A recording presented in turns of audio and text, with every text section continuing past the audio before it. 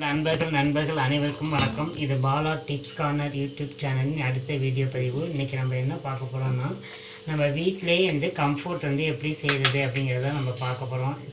ஈஸியான முறையில் எவ்வளோ சூப்பரான ஃபேப்ரிக் கண்டிஷனர் என்று சொல்லக்கூடிய சாஃப்ட் டச் என்று சொல்லக்கூடிய கம்ஃபோர்ட்டு தான் நம்ம வந்து தயாரிக்க போகிறோம்.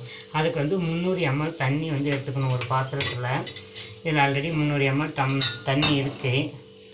இப்போ அதில் வந்து கார்ன்ஃப்ளவர் மாவு வந்து சோள மாவு என்று சொல்லக்கூடிய கார்ன்ஃப்ளவர் மாவு வந்து 3 ஸ்பூன் வந்து எடுக்க போகிறோம். நம்ம இப்போ 1 ஸ்பூன் போட்டிருக்கேன், அடுத்து 2 ஸ்பூன் போடுறேன், அடுத்து 3 ஸ்பூன் போடுறேன். இதை வந்து நல்லா வந்து பைட் பண்ணிக்கணும். நல்லா கரையிற மாதிரி கட்டி இல்லாமல் நல்லா கரைக்கணும். பாருங்கள், சூப்பராக கரைஞ்சிடுச்சு. ஆனால் எந்த கட்டியுமே இல்லை. ஸோ இப்போ நம்ம என்ன செய்ய போகிறோம், அடுப்பில் வச்சு மிதமான சூட்டில் வச்சு நல்லா வந்து கிண்ட போகிறோம். அது வந்து ஜெல் பட்டு வரும். ஸோ அடுப்பில் வச்சாச்சு. இப்போ வந்து கேஸ் வந்து பற்ற வச்சு நம்ம வந்து ஆன் பண்ண போகிறோம். நம்ம கேஸை பற்ற வச்சாச்சு. பற்ற வச்சுட்டு கட்டி இல்லாமல் வந்து கிண்டணும். இப்போ நம்ம வந்து கட்டி இல்லாமல் கரைச்சிட்டோம். ஆனால் அது சுவாலையை வந்து நம்ம வந்து மிதமான, அதாவது மீடியம் ஃப்ளேவரில் வச்சு நம்ம வந்து கிண்டணும், கட்டிப்படாமல். கொஞ்சம் நேரத்தில் வந்து அதுக்கு திக்காயிட்டு வரும். பாருங்கள், முதல்ல இருந்ததுக்கும் இப்போ இருந்ததுக்கும் வந்து கட்டி இல்லாமல் கரைக்கணும்.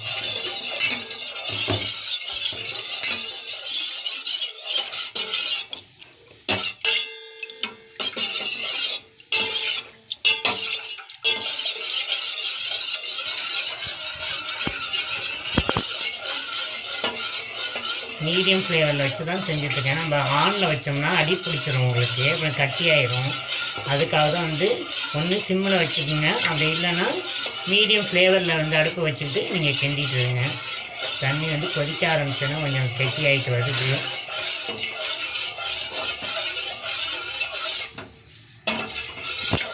கை விடாமல் வந்து நம்ம வந்து கலக்கிட்டே இருக்கணும். நம்ம கை விட்டோம்னா அடி பிடிச்சிடும், அப்புறம் வந்து டோட்டலி வேஸ்ட் ஆகிடும்.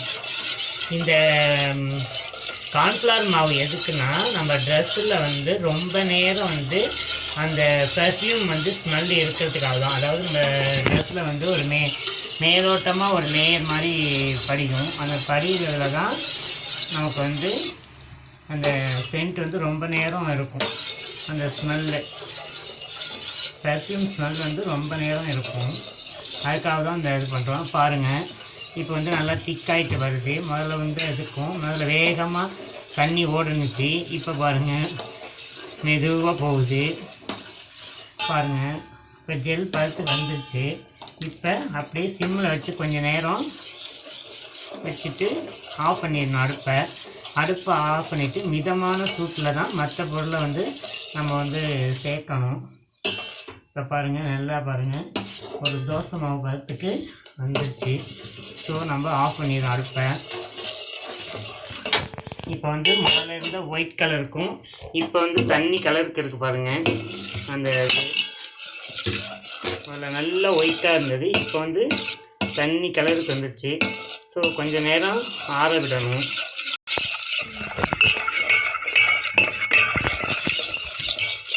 இப்போ வந்து தண்ணி கலருக்கு வந்து வந்துடுச்சு. அந்த இது நம்ம கார்ன்ஃப்ளவர் மாவு போட்டு கிண்டுனது அடுப்பில். இப்போ 75 ml வந்து வினிகர் சேர்க்கணும். இப்போ வந்து டம்ளரில் வந்து இதுதான் 1 லிட்டர் வினிகர். உங்களுக்கு நீங்கள் கடையில் வாங்கினீங்கன்னா ஒரு 20 ரூபா 50 ரூபா அந்த ரேஞ்சில் ஒவ்வொருத்தரும் விற்கிறாங்க. இப்போ இது வந்து 100 ml டம்ளர். அது வந்து 75 ml வந்து நான் வந்து வினிகர் சேர்க்குறேன், ஒயிட் வினிகரை.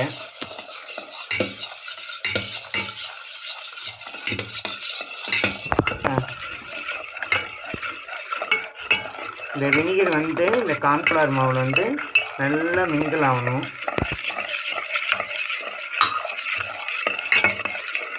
பாருங்க, முதல்ல உள்ள திக்னஸ்க்கும் இப்போ உள்ள திக்னஸ்க்கும் கொஞ்சம் அதோட கொஞ்சம் தண்ணியான மாதிரி இருக்குது உங்களுக்கு.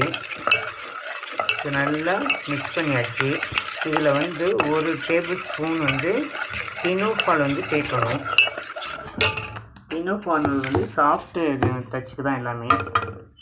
இப்போ ஒரு ஸ்பூன் வந்து டினோ ஃபால் சேர்த்துட்டேன் உங்களுக்கு.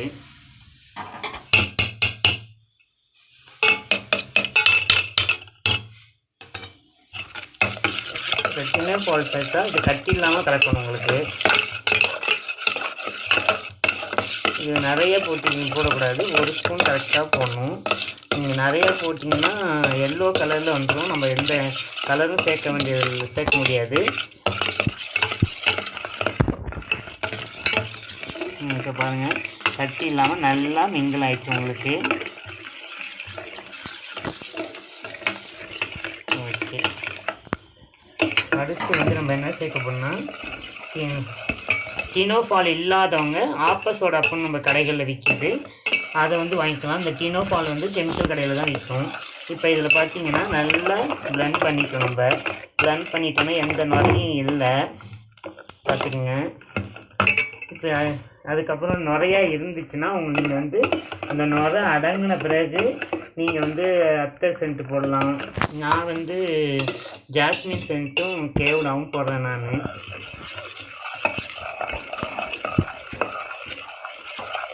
நுரை வந்து அடங்கிடுச்சு. இப்போ 3 ஸ்பூன் வந்து கிளிசரின் போடுறேன். எதுக்காகனா சாஃப்டாக இருக்கிறதுக்காக, நமக்கு எந்த காம்பும் இருக்காது. இது வந்து கிளிசரின் வந்து சாஃப்ட் டச்சுக்கு தான் போடுறது. உங்களுக்கு எல்லாமே வந்து கிளாத் வந்து கெட்டு போகாமல் இருக்கிறதுக்கும், அதாவது முடமுடன்னு இல்லாமல் இருக்கிறதுக்கும், சாஃப்டாக இருக்கிறதுக்கும், ரொம்ப நேரம் வந்து அந்த ஸ்மெல்லு இருக்கிறதுக்கும் தான் நம்ம வந்து இந்த கிளிசரின் வந்து 3 ஸ்பூன், இந்த ஸ்பூனால் 3 ஸ்பூன் வந்து அளந்து வச்சுருந்தேன். அதனால் அதை நான் டைரெக்டாகவே ஊற்றிட்டேன் நான். இப்போ கிளிசரின் போட்டாச்சு, நல்லா பிளெண்ட் பண்ணணும். இப்போ பிளெண்ட் பண்ணியாச்சு. உங்களுக்கு பாருங்கள், நல்ல திக்னஸ்ஸாக கிடைக்கிது உங்களுக்கு. ஓகே, இதுதான் இப்போ ஃபைனல் டச்சுக்கு வந்துட்டோம் நம்ம. இப்போ வந்து கலர் வந்து நம்ம போடணும். நான் வந்து பிங்க் கலர் போடுறேன் நான். ஒரு பிஞ்ச் போட்டால் போதும் உங்களுக்கு. இது வந்து ரோஸ் கலர் நான் வச்சுருக்குது. அதில் வந்து ஒரு பிஞ்ச் அளவு பார்த்திங்கன்னா கொஞ்சோண்டு தான் எடுக்கிறேன் நான். இங்கே பார்த்துக்கோங்க, அவ்வளோதான் போடுறேன் நான்.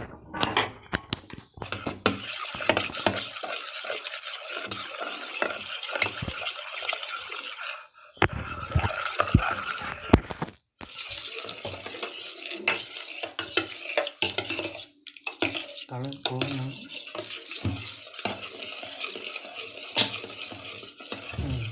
நல்லா ரோஸ் கலராக ஆயிடுச்சு.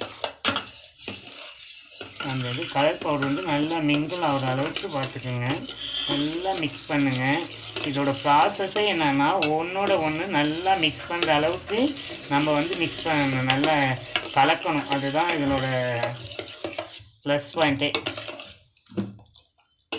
ஓகே, இப்போ சென்ட்டு போட போகிறோம் நம்ம. சென்ட்டு வந்து நான் வந்து ஜாஸ்மின் சென்ட்டு போடுறேன். நீங்கள் க்ரீன் கலர் போட்டாலும் போடலாம், எது வேணாலும் போடலாம். ஜாஸ்மின் சென்ட்டு வந்து இந்த ஸ்பூனால் 2 ஸ்பூன் போடுறேன், அதாவது 10 ml.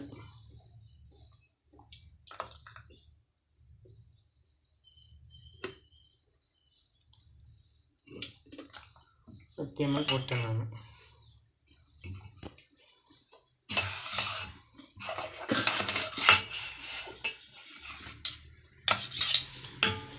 இதோட நீங்கள் என்ன செஞ்சுக்கலாம், சென்ட் உங்களுக்கு இன்னும் அதிகமாக தேவை அப்படின்னா நீங்கள் இன்னொரு சென்ட் ஏதாவது மிக்ஸ் பண்ணி கூட போடலாம். இது 10 ml, அது 10 ml போடலாம்.